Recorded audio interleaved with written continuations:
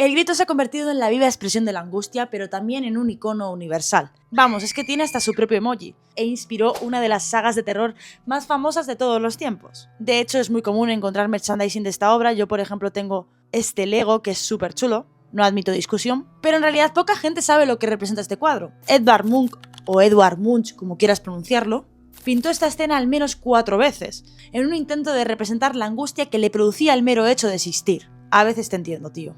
Era un señor alcohólico, inestable y con serios problemas de salud mental. Además, era bastante intenso y lo que buscaba era representar todas las emociones humanas, igual que Da Vinci lo había hecho con la anatomía, o al menos eso es lo que él decía. Pero más allá de su obsesión con la muerte, con el sufrimiento, con escenas no muy agradables, si algo hizo Munch fue pintar mujeres, sin parar. Aunque lo cierto es que lo hace con una visión bastante contradictoria. Vamos a encontrar mujeres virginales, bellas, puras, y al otro lado, mujeres peligrosas, tentadoras, malignas incluso. Y sabiendo esto, pues es normal preguntarse, ¿por qué veía a las mujeres así? ¿Por qué tenía esa relación de amor-temor extraña? ¿Era misógino o hay algo más detrás? ¿Y es cierto que tenía una vida tan turbia y tan perturbadora? Pues bueno, soy Clara More y aquí hablamos de arte y de la vida misma, y hoy vamos a hablar un poco de Munch y de su relación con las mujeres. Obviamente vamos a empezar por el principio y ya os aviso que no empieza bien. La infancia de este artista solamente se puede resumir como un trauma constante. De hecho, os voy a citar una frase que él mismo escribió, que dice así: enfermedad, locura y muerte fueron los ángeles negros que velaron mi cuna. Empezamos fuerte, ¿eh? El caso es que Edvard fue el segundo de 5 hermanos, los hijos de Christian Munch, un médico militar, y su mujer, Laura. A diferencia de otros artistas que viven por todo lo alto, la familia de Munch no era especialmente adinerada, de hecho era bastante humilde, y sobrevivían a duras penas con el sueldo del padre en Cristiania, actual Oslo. La cosa es que los traumas no tardaron mucho en llamar a la puerta de Munch, porque lo primero que vivió fue la muerte de su madre con apenas 5 años. Ella falleció de tuberculosis y obviamente fue un hecho bastante traumático. Esto ya podría explicarnos un poco el pavor a la muerte, pero es que la cosa no se queda ahí. Con 14 años vive la muerte de la que sería su persona favorita en el mundo, su hermana mayor, Sophie, que además también muere de la misma enfermedad, de tuberculosis, lo cual obviamente le generó bastante ansiedad y fue un recuerdo recurrente que pintó en varias de sus obras, incluso muchísimo tiempo después de que esto ocurriese. De hecho, he leído por ahí, aunque no he podido contrastarlo, que guardó la silla en la que su hermana falleció toda su vida.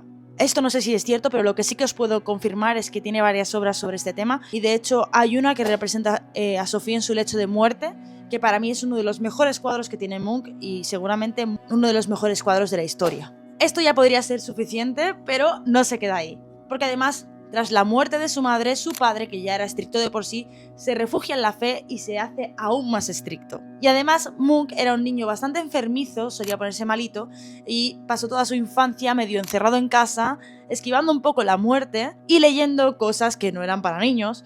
Así es como seguramente se fraguó su personalidad bastante melancólica y oscura, pero también le ayudó a descubrir su vocación, que era la de ser pintor. Pista, su padre no apoyó este camino, pero por suerte tenía a su tía Karen, que había asumido un poco el rol de madre, que siempre lo apoyó y de hecho fue la que le instigó a que estudiase arte. Como veis, he mencionado a 3 mujeres y solamente de una de ellas podría guardar un recuerdo completamente positivo. Por ahí van los tiros todo el rato. Sí que es cierto que pese a su tira y afloja con el género femenino, Munch fue bastante ligón y tuvo muchos amoríos a lo largo de su vida, solo que era una persona que tenía fobia al compromiso. En este vídeo voy a mencionar algunas de sus principales relaciones y en su caso se cumple el tópico de que las primeras veces marcan, porque su primer amor, entre comillas, lo persiguió a lo largo de su vida y alimentó el terror que tiene por las mujeres. Damos un pequeño salto temporal, estamos en 1885. Aquí Munch tiene ya 22 años, ha estudiado ya pintura e incluso ha estado en París, que por si no lo sabéis era el centro artístico más importante, sobre todo a finales del 19 y a principios del 20, donde estaban todos los artistas bohemios intensitos que romantizaban su vida, y Munch era uno de ellos. Y es aquí de hecho donde empieza a darle al drinking. El caso es que ese verano vuelve a una ciudad costera de nombre impronunciable, os lo voy a dejar escrito aquí porque ni me voy a atrever a intentarlo, y es allí donde conoce a Millie Thaulow, una chica de buena posición social que le sacaba 4 años, que no es mucha diferencia de edad, pero ya veréis que la constante de Munch es salir con gente más mayor que él. La cosa es que todo parecía muy bonito, pero había un pequeñísimo inconveniente y es que Millie ya estaba casada y además era con un militar. Así que empiezan una relación furtiva y secreta que crea ya la primera dualidad en Munch. Por un lado, obviamente, esto le atrae y le pone, pero por otro tiene remordimientos y se siente fatal. Y es que al final él iba de modernito, pero se había criado en un entorno bastante cristiano, entonces le costó gestionar esto. De hecho, vamos a encontrar varias pinturas, porque él era muy autobiográfico, en el que vemos una representación de una mujer que se siente empoderada tras el acto, mientras que el hombre está ahí un poco recogido, triste, rayado.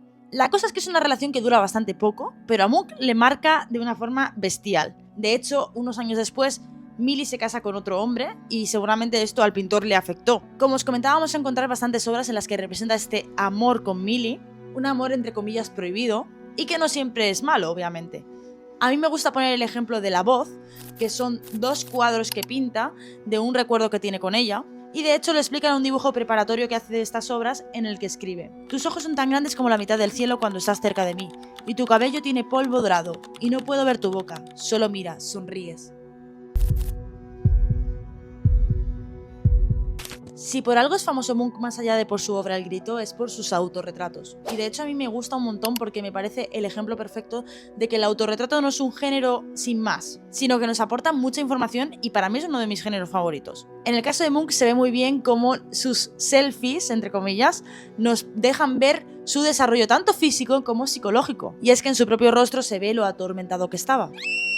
Pero este autorretrato es bastante especial porque originalmente no estaba él solo, sino que en origen se pintó acompañado de Tula Larsen, una señora que era noble, era rica y encima vivía libremente como ella quería. Con ella estuvo saliendo 4 años, que ya es mucho para este señor, después de que se la presentase un amigo. Y entonces, ¿cómo llegó este retrato a estar así? Pues las malas lenguas dicen que fue el propio Munch el que cogió una sierra y cortó el cuadro por la mitad, desengañado por la relación.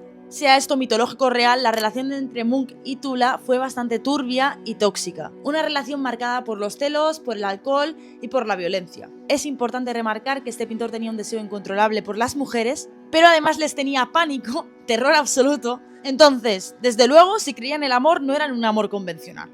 Y pese a la vida bohemia que llevaba él, y que era alcohólico, indudablemente, Tula quería casarse con él a toda costa. La verdad es que la relación no está muy bien documentada. He leído que ella le amenazó con quitarse la vida para que se casase con ella, que se inventó una enfermedad mortal. No lo sé, lo que sí que sabemos es que el día que acabó la relación, una noche de 1902, ambos vivieron una pelea intensísima que acabó de hecho a disparos. Así como lo oyes. A día de hoy no se sabe quién apretó el gatillo de ese revólver que era de Munch, pero la cosa es que él resultó herido en el dedo corazón, lo cual es bastante irónico si lo piensas. Obviamente este episodio marcaría muchísimo a Munch y lo representó en numerosas series y pinturas como el de La asesina o los cuadros de la muerte de Marat, que también a su vez estaban inspirados en la obra de Jacques-Louis David. Pero es que encima ella no perdió el tiempo y con su libertad, que yo no lo juzgo en absoluto, acabó casándose con otro artista. Cosa que Munch no gestionó bien. Munch escribió una vez: las mujeres han inspirado algunas de mis mejores obras. Pero es que en ese mismo texto también escribe: a menudo sentía que las mujeres se interponían en mi arte.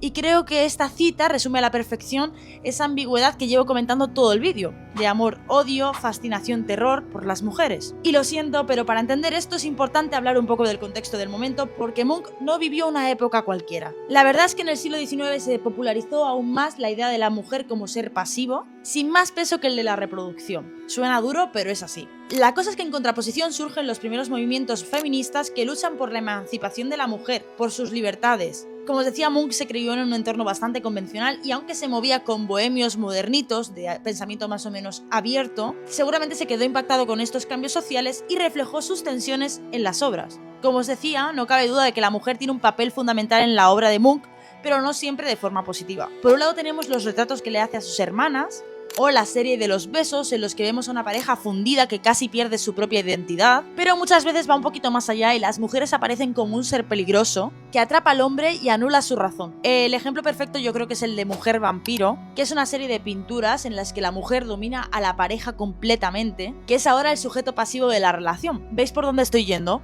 La cosa es que estudiando la obra de Munch podríamos definir 3 arquetipos principales de mujer y todas ellas se pueden encontrar muy bien en una obra concreta. La mujer en 3 etapas. Vemos a la izquierda la idea de la Virgen, una mujer que es joven, pura, sensible, amable, una femme fragile a la que habría que cuidar y proteger. Y a veces representa a estas jóvenes, que incluso podríamos decir niñas, en pleno despertar sexual, lo cual hacen otros artistas en su época, pero que a mí personalmente me da bastante grima y no lo puedo evitar. Luego en el centro tenemos a una mujer desnuda e intimidante, una mujer que es dueña de su propia sexualidad, y es esta la que atrapa al hombre y lo manipula a su antojo. No sé si te suena eso de la femme fatale, un arquetipo que vemos sobre todo en el siglo XIX y que le gusta especialmente a los prerrafaelitas, en el cual suelen representar a señoras guapísimas con cara de llevarte directamente al psicólogo y que desde luego son un ser al que hay que temer.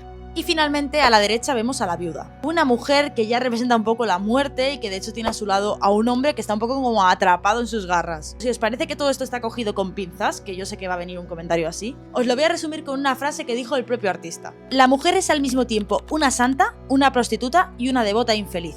¡Hala! Ahora va y se lo cascas. Pero creo que la cúspide de su visión contradictoria de la mujer tal vez es la de su Madonna. Y de hecho tiene hasta 5 versiones y varias litografías de este tema que me parece bastante enigmático, porque realmente los expertos no se ponen de acuerdo. La versión más extendida dice que él mezcló aquí la idea de la Virgen con la de la femme fatale. Y de hecho, aunque tiene un poco la iconografía de la santidad, ¿no? Esa mujer que es peligrosa por el simple hecho de disfrutar de su propia sexualidad, hay algo tenebroso en ella. De hecho, hay como una luz oscura que la rodea y que hace que sea como un poco... que sabes que no tienes que acercarte ahí. Es más bien un demonio. Sobre ella, Munch escribió: tu rostro encierra la belleza de toda la tierra. Tus labios, rojos como las frutas maduras, se abren suavemente como si sintieran dolor. Es la sonrisa de un cadáver. Ahora la mano de la muerte toca la vida. Se forja la cadena que une a las 1000 familias que han muerto con las 1000 generaciones que vendrán. Entonces, sobre si Munch era o no misógino, pues a mí me parece un poco innegable. Vamos, que basta una mirada crítica a su obra. Pero ojo, que yo con esto no quiero decir que tengamos que cancelarlo, que tengamos que quitar sus obras, que no puedas disfrutar de él ni que no sea tu artista favorito, sino que lo entiendas en su contexto, en una época en la que esta idea era bastante común. De hecho, los artistas que se libran se pueden contar seguramente con los dedos de una mano, pero obviamente no podemos esquivar aquello que no nos apetece saber, y es importante conocer todos estos datos para entender su obra en su conjunto. Y ya para acabar quiero cerrar con una respuesta que dio cuando literalmente le preguntaron sobre este tema, y en la que intentó justificarse, pero a mi gusto le salió un poco regular. Dice así: viví una época en pleno proceso de emancipación de las mujeres. Entonces era la mujer quien tentaba y seducía al hombre y luego le traicionaba. La época del Carmen. En la época de transición, el hombre se convierte en el sexo débil, con 2 huevazos. Y nada, hasta aquí el vídeo de hoy. Muchísimas gracias por llegar hasta el final. Si te ha gustado, se agradece que te suscribas, se agradece que le des like. Estoy empezando en YouTube, así que toda sugerencia es bienvenida. ¿Tienes algún que otro vídeo en mi perfil? Sobre todo hago este tipo de vídeos de divulgación de arte y vlogs visitando algunas ciudades y contando cosas curiosas. Pero si se te ocurre cualquier otra cosa relacionada con el arte, la cultura, soy toda oídos. Así que espero que la próxima vez que veas El grito de Munch, al menos conozcas un poquito más sobre su artista. Un besito.